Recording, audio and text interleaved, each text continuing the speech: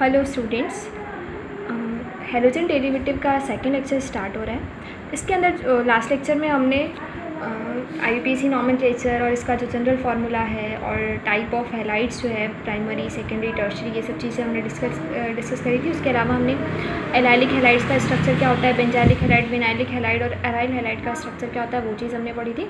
इस वाले लेक्चर में हम ये स्टार्ट करें nature of CX bond in halo alkane. Halo alkane जैसे फॉर एग्जांपल हमारे पास है CH3Cl, यहाँ Cl की जगह X कुछ भी हो सकता है, Br हो सकता है, I हो सकता है, F हो सकता है, कुछ भी हो सकता है। तो ये जो इसका जो बॉन्ड नेचर है C और X का जो बॉन्ड है उसका नेचर कैसा होता है वो हम डिस्कस करेंगे। तो देखेंगे, देखो CH3X बना कैसे, जब CH4 में से एक हाइड्रोजन हटाया और एक हैलोजन जोड़ दिया तो हमारे पास बनता है CH3X।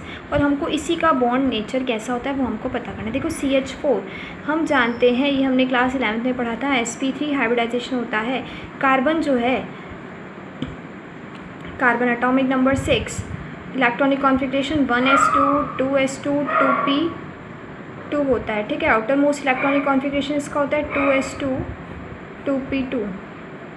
ठीक है, ये इसका ग्राउंड स्टेट का है। और जब एक्साइटेड स्टेट होती है, जब 4 बॉन्ड बनते हैं तो ये इलेक्ट्रॉन यहाँ से यहाँ चले जाते हैं और 4 हमारे पास वे इस टाइप के 4 हमारे पास जो है वो और इन ये ऑर्बिटल्स जो है इनका ये वाले जो ऑर्बिटल्स हैं इनका हाइब्रिडाइजेशन होता है और नए हाइब्रिड ऑर्बिटल बनते हैं। और ये जो नए हाइब्रिड ऑर्बिटल बनते हैं 4 आपस में मिल करके उनको हम, ये sp3 हाइब्रिड ऑर्बिटल बनता है, sp3 hybrid orbital, sp3 hybrid orbital, एक s और 3 p ऑर्बिटल मिलकर के sp3, 4 नए sp3 हाइब्रिड ऑर्बिटल मिलते हैं।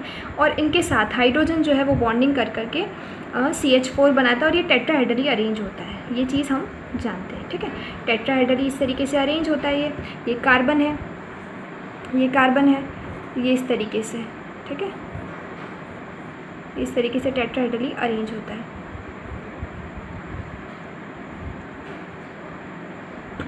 ठीक है, और यहाँ पर हाइड्रोजन जो है जिसका s ऑर्बिटल इसके साथ ओवरलैपिंग करके CH4 स्ट्रक्चर का फॉर्मेशन होता है। अब हमको देखना है कि CH3X का किस तरीके से होता है।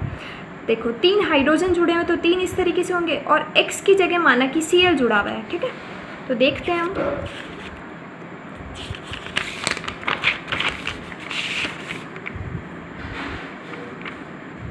ये कार्बन का ये एक sp3 हाइब्रिड ऑर्बिटल, दूसरा sp3 हाइब्रिड ऑर्बिटल, तीसरा sp3 हाइब्रिड ऑर्बिटल और ये चौथा sp3 हाइब्रिड ऑर्बिटल। स्ट्रक्चर बनाना हमको CH3Cl का बनाना है एग्जाम्पल। ठीक है, यहाँ पर हाइड्रोजन जुड़ जाएगा, यहाँ हाइड्रोजन जुड़ जाएगा, यहाँ हाइड्रोजन जुड़ जाएगा और यहाँ पर Cl जुड़ा। तो देखो Cl जो है एटॉमिक नंबर कितना होता है Cl का, 17 होता है। 17 इसका एटॉमिक नंबर है। तो जो आउटर मोस्ट इलेक्ट्रॉनिक कॉन्फिगरेशन होगा Cl का वो क्या होगा, देखो 1s2 2s2 2p6 3s2 3p5 होगा। ठीक है, 3s2 3p5 होगा। तो 3p5 देखो P जो है 1 2 3 4 5 5 इलेक्ट्रॉन भरे हुए इस वाले P में, एक इलेक्ट्रॉन और आना बाकी है। तो ये जो P ऑर्बिटल है वो इस तरीके से इसके साथ ओवरलैपिंग करता है। ठीक है, तो ये Cl का P ऑर्बिटल डम्बर शेप होता है, इस तरीके से ओवरलैपिंग करता है। इस वाली ओवरलैपिंग को हम बोलते हैं sp3s ओवरलैपिंग, sp3s ओवरलैपिंग, इसको sp3s ओवरलैपिंग। लेकिन ये वाली जो ओवरलैपिंग है वो sp3p ओवरलैपिंग कहलाएगी, ये Cl है। ठीक है, तो देखो sp3p ओवरलैपिंग कहलाएगी। अब ये जो कार्बन और हैलोजन के बीच में जो बॉन्डिंग हुई है, इसमें जो हैलोजन है, ये जो क्लोरीन है, ठीक है, जो क्लोरीन है ये कार्बन 3 हाइड्रोजन से जुड़ा हुआ है। क्लोरीन X जो है इसकी इलेक्ट्रॉन नेगेटिविटी ज़्यादा होती है, तो यहाँ पर बॉन्ड के इलेक्ट्रॉन इसके पास रहेंगे, तो यहाँ पर पोलैरिटी आ जाएगी, मतलब इसके ऊपर पार्शियली नेगेटिव आ जाएगा, इसके ऊपर पार्शियली पॉजिटिव चार्ज आ जाएगा। ठीक है, तो हम इस वाले बॉन्ड को बोलेंगे पोलर बॉन्ड बोलेंगे। ठीक है, पोलैरिटी आ जाती है और इसको पोलर बॉन्ड कहते हैं। तो देखो CH3 Cl CH3 Br और CH3, I जो है CH3Cl जो है उसकी पोलैरिटी, या मैं कह दूँ डाइपोल मोमेंट में म्यू की जो वैल्यू होती है वो 1.86 dpi होती है। Br अगर लगा दूँ तो 1.79 dpi होती है इसकी वैल्यू, और यहाँ पर 1.62 dpi इसकी वैल्यू होती है। देखो पोलैरिटी ये कम, इनकी इलेक्ट्रॉन नेगेटिविटी कंटिन्यूसली कम हो रही है, Cl की ज़्यादा होती है, फिर Br की और फिर I की सबसे कम इलेक्ट्रॉन नेगेटिविटी होती है, तो पोलैरिटी भी जो है वो कम होती चली जा रही है, म्यू की जो वैल्यू है वो कम होती चली जा रही है। ठीक है, तो ये जो है ये आपका कंप्लीट होता है कि nature of CX bond in halo alkane, की हेलो एल्केन का जो बॉन्ड होता है CX बॉन्ड, उसका नेचर कैसा होता है, पोलर नेचर होता है। ठीक है, नेक्स्ट टॉपिक हमारे पास जो है वो टॉपिक अपने बुक के अंदर है method of preparation of halo alkane, halo alkane को बनाने की विधियाँ। Methods of preparation of halo alkane, halo alkane को बनाने की विधियाँ। ठीक है, तो देखो इसका स्लोगन मैं आपको एक लर्न करवाने का एक मेथड है इसका। एल्केन, हिंदी में लिख रही हूँ मैं, एल्केन, एल्कीन, एल्केन, एल्कीन 3 बार अल्कोहल पीते हुए, 3 बार अल्कोहल पीते हुए,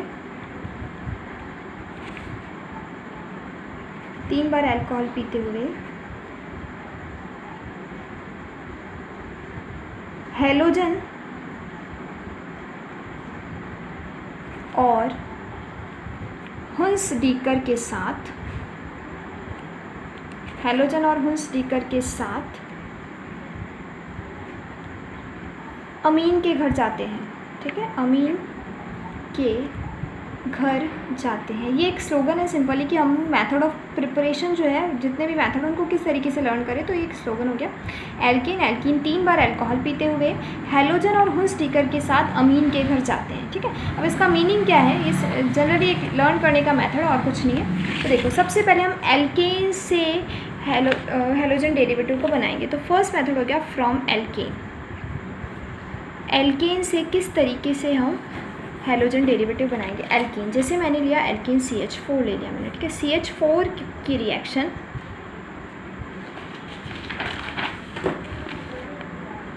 CH4 की रिएक्शन हैलोजन से कराई जाती है, Cl2 से कराई जाती है in the presence of sunlight, sunlight की प्रेजेंस में। ठीक है, फोटोलाइटिक कंडीशन में सनलाइट की प्रेजेंस में जब रिएक्शन करवाई जाती है तो देखो क्या बनता है, CH3Cl प्लस HCl। इसको हम किस तरीके से लिखेंगे, देखो CH4 खोल के मैं बता दूं आपको, H H H और H प्लस Cl2, ये Cl, तो H और Cl बाहर निकल गया। ठीक है, तो ये HCl बाहर निकल गया और ये CH3Cl जुड़ गया। ठीक है, तो ये हमारे पास फर्स्ट मेथड ऑफ प्रिपरेशन हो गया। तो हमने स्लोगन में पढ़ा था एल्केन, तो एल्केन से किस तरीके से ये बना है हेलो एल्केन, नाम क्या हो जाएगा इसका, क्लोरोमीथेन नाम हो जाएगा इसका, क्लोरोमीथेन नाम हो जाएगा। और बना किससे, सिंपल मीथेन से बना है। ठीक है, मीथेन से क्लोरोमीथेन बना है। सेकेंड जो मेथड है वो हमारे पास हो जाएगा एल्कीन से। ठीक है, फ्रॉम एल्कीन, कि एल्कीन से किस तरीके से हम हैलोजन डेरिवेटिव बनाएंगे। ठीक है, तो देखो इसका मेथड है एडिशन रिएक्शन है, किस तरीके से होती है, जब एल्कीन की रिएक्शन, एल्कीन मैंने ली RCH डबल बॉन्ड CH2, इसकी रिएक्शन जब मैं हाइड्रोजन हैलाइड से कराऊँ HX मतलब कि HCl, HBr, HI कुछ भी हो सकता है, तो ये अकॉर्डिंग टू मार्कोनिकॉफ के अकॉर्डिंग जुड़ता है। किस तरीके से जुड़ता है, मार्कोनिकॉफ रूल के अकॉर्डिंग जुड़ता है। मार्कोनिकॉफ क्या कहता है, हाइड्रोजन वहाँ जाता है जहाँ पर हाइड्रोजन उस डबल बॉन्ड पर जाता है जहाँ पर पहले से ही हाइड्रोजन ज़्यादा है। तो देखो इस वाले कार्बन पर पहले से ही हाइड्रोजन ज़्यादा है, तो हाइड्रोजन यहाँ जाएगा तो X जो है वो इस वाले कार्बन पर जाएगा। तो इस तरीके से हम एडिशन करवा देंगे। RCH सिंगल बॉन्ड रह जाएगा यहाँ पर, CH2 यहाँ तो आ गया एक और H, हाइड्रोजन वहाँ जाता है जहाँ पहले से ही हाइड्रोजन ज़्यादा है, और यहाँ पर आ गया हमारे पास X, या मैं इसको इस तरीके से लिख दूँ RCHX और यहाँ आ जाएगा CH3। ठीक है, तो ये हमारे पास एक 2 डिग्री हैलाइड बनेगा। ठीक है, अब देखो इसका एग्जांपल मैं यहाँ पर बताऊँ आपको, ये तो एक जनरल रिएक्शन हो गई, इसका एग्जांपल मैं बताऊँ। एग्जांपल जो है वो यहाँ पे जैसे मैंने ले लिया CH3, R की जगह ले लिया CH3, CH double bond CH2, ठीक है, प्लस मैंने H और Cl ले लिया, तो हाइड्रोजन वहाँ जाता है जहाँ पहले से ही हाइड्रोजन ज़्यादा। अब देखो यहाँ हाइड्रोजन ज़्यादा नहीं है, ये मैं बात कर रही हूँ इन 2 कार्बन की बात कर रही हूँ, इन 2 कार्बन पे यहाँ पर एक ही हाइड्रोजन है और यहाँ 2 हाइड्रोजन है, ठीक है, तो हाइड्रोजन वहाँ जाता है जहाँ पहले से ही हाइड्रोजन ज़्यादा है, तो Cl सिंपल सी बात है यहाँ जाएगा और डबल बॉन्ड से वो सिंगल बॉन्ड में कन्वर्ट हो जाएगा, तो CH यहाँ जाएगा Cl और यहाँ हो जाएगा CH3, एक 2 डिग्री हैलाइड, नाम हो जाएगा इसका 2-फ्लोरोप्रोपेन, 2-फ्लोरोप्रोपेन, ठीक है, तो ये एक हैलाइड बना हमारे पास। अब देखो, अब यहाँ पर जो है जो हम HX ले रहे हैं उस R जो है वो कोई भी एल्किल ग्रुप हो सकता है, वो CH3 हो सकता है, वो C2H5 हो सकता है, कोई भी R ग्रुप जो है वो यहाँ पर वेरी कर सकता है, ठीक है। नेक्स्ट हमको ये चीज़ बता रखी है कि जो HX जो आप ले रहे हो, HX जो है उसके HX जो है उसके अंदर जो रिएक्टिविटी ऑर्डर है, HI सबसे ज़्यादा और फास्ट रिएक्ट करता है, फिर HBr और देन HCl रिएक्ट करता है, ये इसका रिएक्टिविटी ऑर्डर हो जाएगा, ठीक है। अब देखो, एक सबसे इम्पॉर्टेंट चीज़ है वो ये है कि एक होता है परऑक्साइड इफ़ेक्ट, परऑक्साइड इफ़ेक्ट, ये बहुत इंपॉर्टेंट है, तुम्हारे क्लास 11th में था परऑक्साइड इफ़ेक्ट। परऑक्साइड इफ़ेक्ट के अंदर क्या होता है कि जब एल्कीन की रिएक्शन हम HBr से करवाते हैं, स्पेसिफाई है HBr से करवाते हैं, लेकिन HBr से जब हम ऐसी रिएक्शन करवाते हैं तो वही मार्कोनिकॉफ प्रोडक्ट मिलता है, लेकिन अगर हम परऑक्साइड की प्रेजेंस लेते हैं, परऑक्साइड अगर मैं इस रिएक्शन में डाल दूँ तो हमारे पास मार्कोनिकॉफ प्रोडक्ट नहीं आ करके एंटी मार्कोनिकॉफ का प्रोडक्ट आएगा, एंटी मार्कोनिकॉफ